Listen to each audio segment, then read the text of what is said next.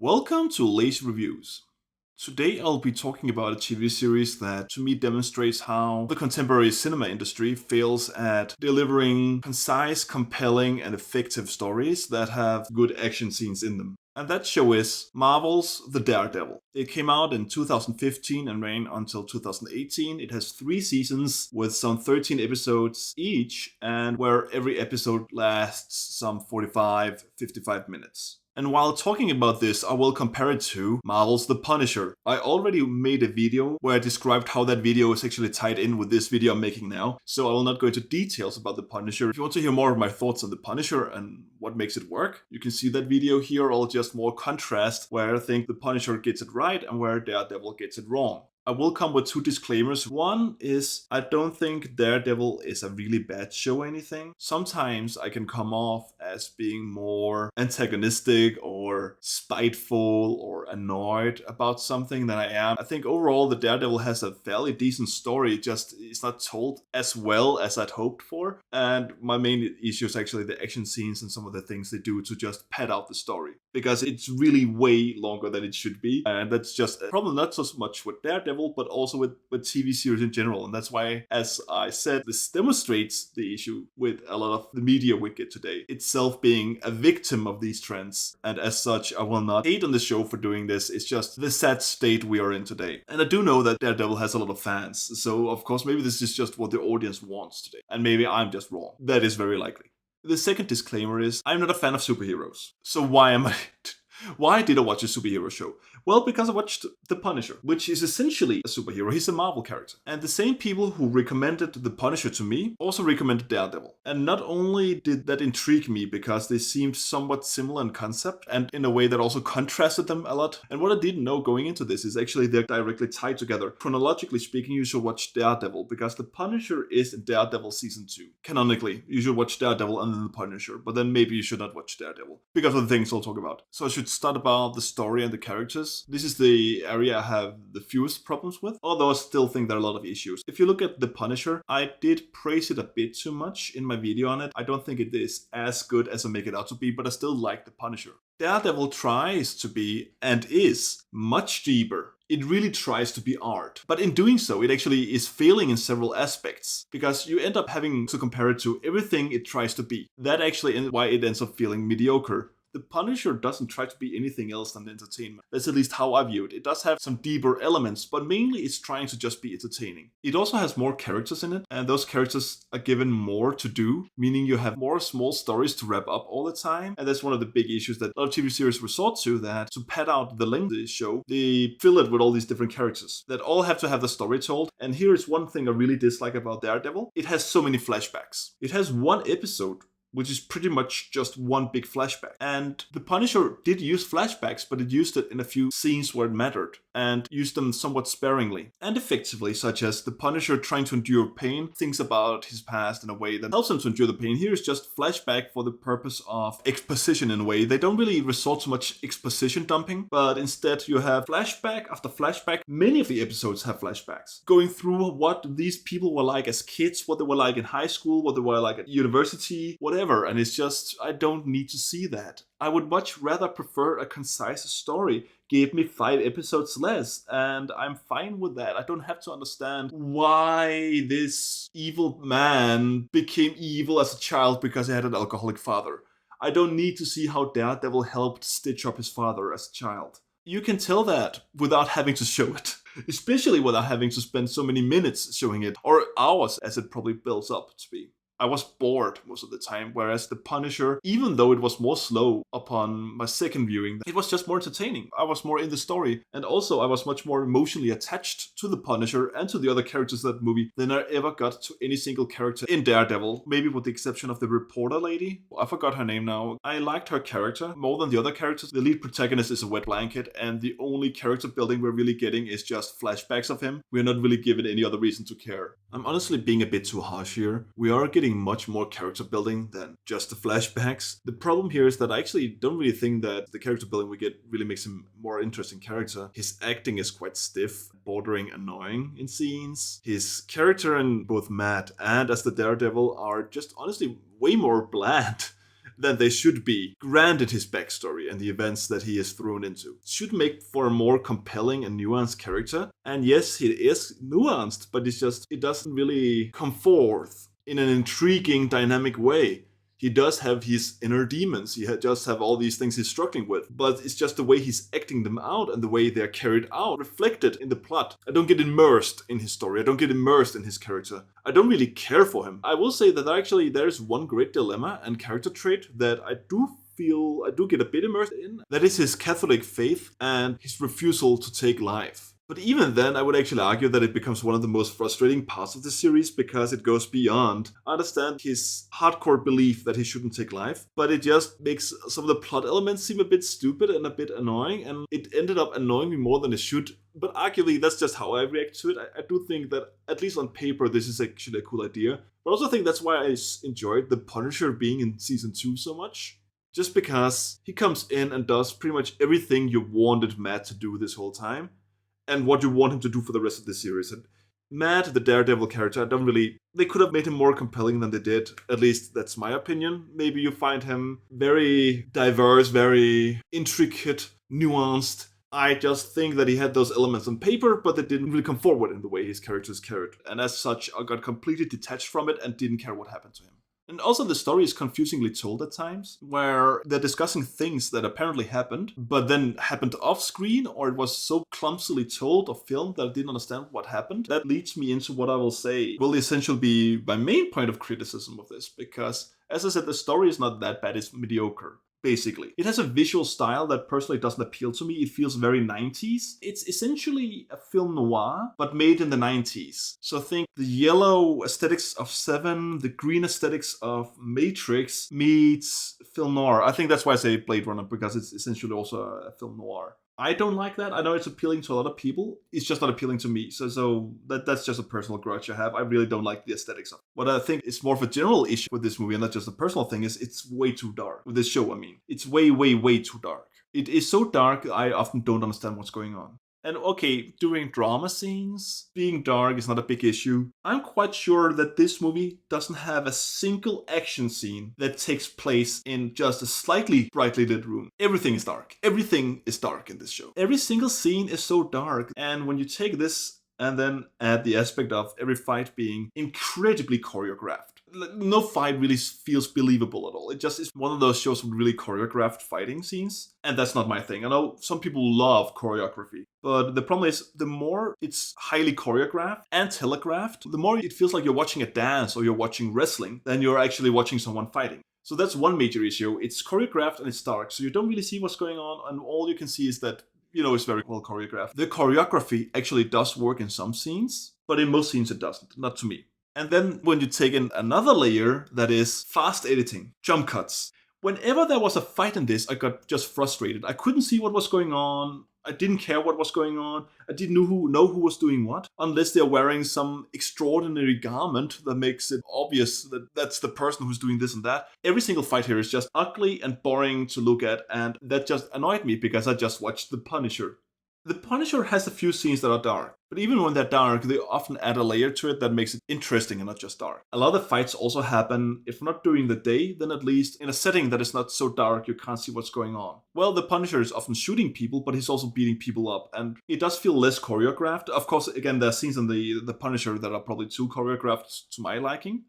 But it feels less choreographed, and the fight scenes, the shooting scenes, it just feels more believable. It's more immersive, and it's just more effective because you can actually see what's going on. And that's, again, my biggest issue with Daredevil is how the action scenes don't work. And I think you can just look at the scenes in The Punisher and see what I mean when I say this is good, and see them in the Daredevil and say this is a problem. And as a result, the best part of Daredevil are those few episodes in season 2 where the Punisher's in it. So I quickly want to correct myself here. I just went through rewatching all the action scenes, and I will argue that yes, most of them are way too dark. Editing is actually not that bad. I think maybe a third of them suffer from bad editing, or maybe half of them suffer from bad, confusing jump cuts. In terms of lighting, not all the fights are way too dark. Most of them are dark. Some of them are so dark you can't see what's happening. Some of them you can see kind of what's happening, but it's not that exciting. I will admit I still don't like most of the fighting scenes, but they are not as bad as I first made them out to be.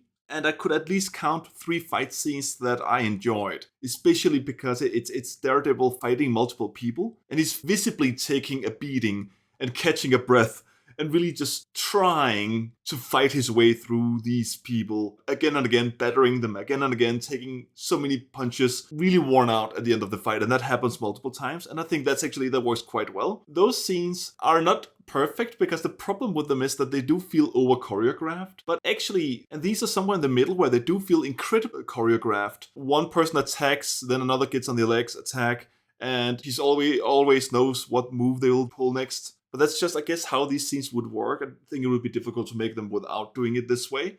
So I don't think it's inherently bad. I think those scenes do kind of work. So I will actually say that action scenes are a bit better than I first said. But what I also noticed going through the series, there are very few action scenes. It's honestly just talking and talking and talking and talking. That's why I talked about that this has so much filler, that this is so much longer than it should be. Because 90% of the time, it's just people talking. For anything to do with martial arts, with superheroes, it is incredibly boring in that sense. Honestly, The Punisher has the same issue in a way, but I was just much more immersed in Punisher, and I think it used the audience time better than this does. But that's just my quick correction. Let's get back to what I was saying.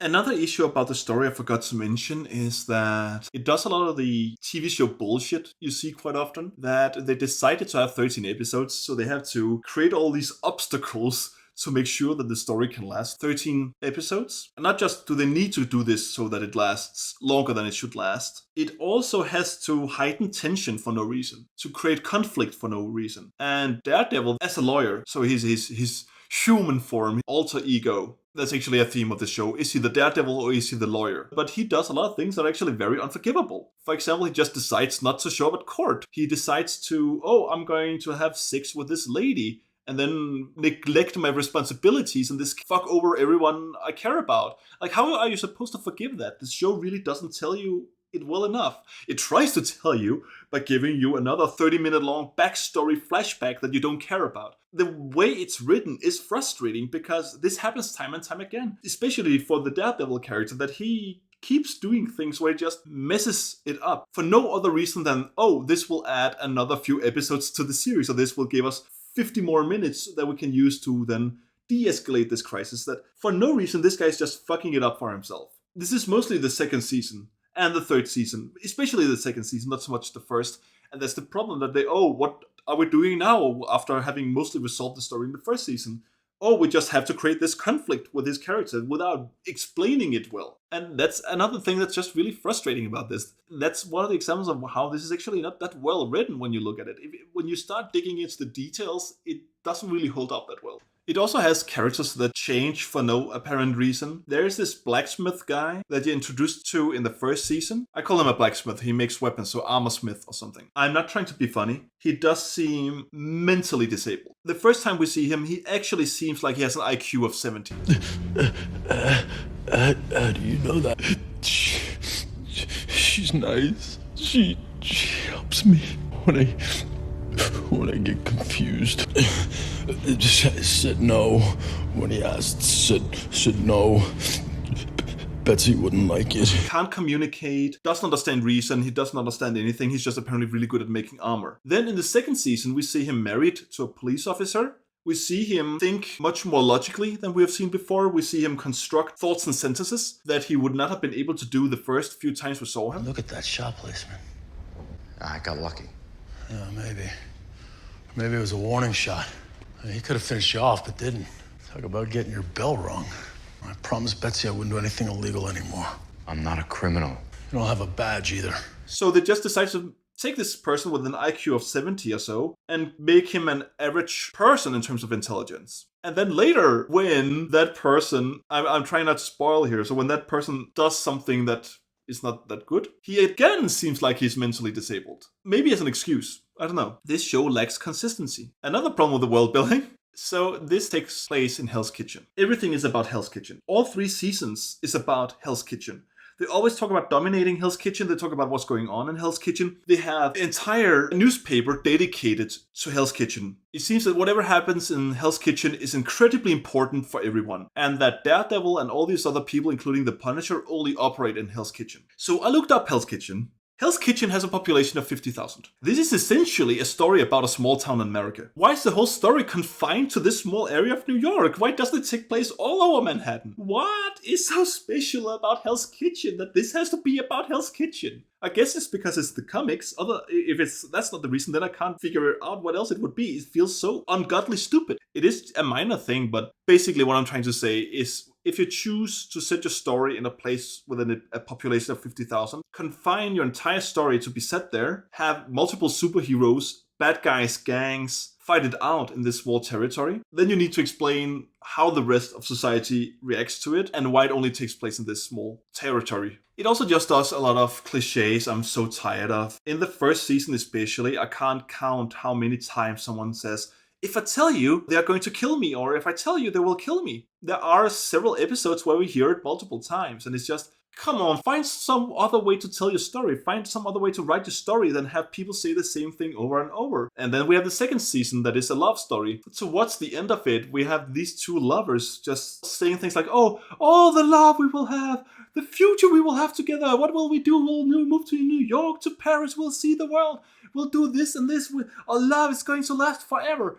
And the problem is, you know that when this comes into a movie or show, the love will die. And not only that, one of the people will die. So you know from the second you're introduced to this story, to this element, that this will not last forever. But we're still just bombarded with it in several episodes. And I think it's also an example of show it, don't tell it. We are told they love each other. And I think we're told it so much that the creators think, oh yeah, they're definitely going to believe they're really deeply in love. But actually, they just really failed at setting it up. And they can't really talk their way out of it. The best episode of the entire series is in the third season. That's the episode that takes place in a prison. It does have a lot of issues with its story though. For one thing, I don't understand when it opens up. Apparently, unless I missed something, you're not really explained why someone is somewhere and what exactly happened to that person. You're not really explained well enough how that person develops, regains some of the strength. We're not really told the process of regaining strength, of finding oneself. So when there's one scene where this person squares off against another person and is completely weak and useless against that person in martial arts, we're not explained why that person is so useless. Overall, I just think that the third season was awfully written. I could go into every single detail, but I won't. I just really don't like the writing of the third season. This show had lost me by this point. Which is sad, because I think, for all the negative things I've said, I do think that Fisk, the main villain of the show, is a very good villain. A very good villain, you understand his story, you understand his reasoning, motivations. Overall, I think Daredevil fails because, one, the action scenes are not good. Everything is too dark. The editing is awful, jump cuts, it's confusing, it's over-choreographed. The story is not too long. The series is too long. If they had taken the story and instead of making 3 seasons with 13 episodes each, they could have made it 2 seasons with 10 episodes each, telling the same story, and I think it would have been much better. Because then they could have cut down on all the double crossing that you end up just getting tired of. They could have cut down on all the annoying conflict for conflict's sake, creating tension out of nowhere, because otherwise there's no way they can run it for all these episodes. Because when you make it this long, you have to pad it out. You have to creating tension out of nowhere. Creating conflicts and reasons for it to last as long as it does. And that just really hampers this series' effectiveness. If you look at The Punisher again, The Punisher tells one story in the first season and another story in the second season. Daredevil tells one story in the first season, continues it into the second season where it takes a back seat, and then tells another story. That story kinda ends, but not really, and also that other story is really just kinda bad. I would argue really not as interesting as the first story. And then the third season picks up on the conflict established in the first season. Throughout all of this, there are some character developments, especially around the Daredevil Matt character. There's a big character development there, that the person goes through 3 different phases. I don't like the phases you go through. I don't like how it's told, but I do like it. It is interesting, and I also like, if you compare it to the Punisher, the Daredevil and the Punisher are 2 very, very, very different superheroes. The Punisher is a human who just kills people who are doing bad things. Daredevil refuses to kill, and he's a superhero. The TV show has people who are immortal. It has a lot of supernatural elements. So yes, this feels supernatural. The Punisher doesn't really feel supernatural. It has a lot of things, when you contrast them, I can actually see how they could complement each other, because they're pretty much yin and yang. It could actually have worked. They just failed at making Daredevil that interesting. At this point, I'm not actually sure what more to say. I don't feel like my arguments have been that strong, but it's also because I'm trying to be vague, not to spoil anything. And a lot of this is also just opinion based. I think when you look into all the plot holes and plot issues and padding of Daredevil, you would understand why someone could come to the conclusion that it's poorly written. One could also come to the conclusion that it's just as poorly written as most other TV shows. One might even argue that it's as poorly written as The Punisher. I don't think so. I think The Punisher has a much better concise story that is more realistic and much better told, with more interesting and believable characters as well. But I can also see why Daredevil, because it is so mediocre, and it's probably better than a lot of other stuff, even though it's still mediocre. And I am the only person I know privately who doesn't like Daredevil, so I know I'm one of the few having these issues. So at the end of the day, if you disagree with me, well, maybe I'm the idiot here. But at least I try to explain to you why there are issues with Daredevil that I would argue are undeniable issues. The show might still work for you despite these issues. God knows, a lot of the things I like the most have a lot of the issues with. You can enjoy something flawed. Anyway, I hope you could at least use this for something. Bye.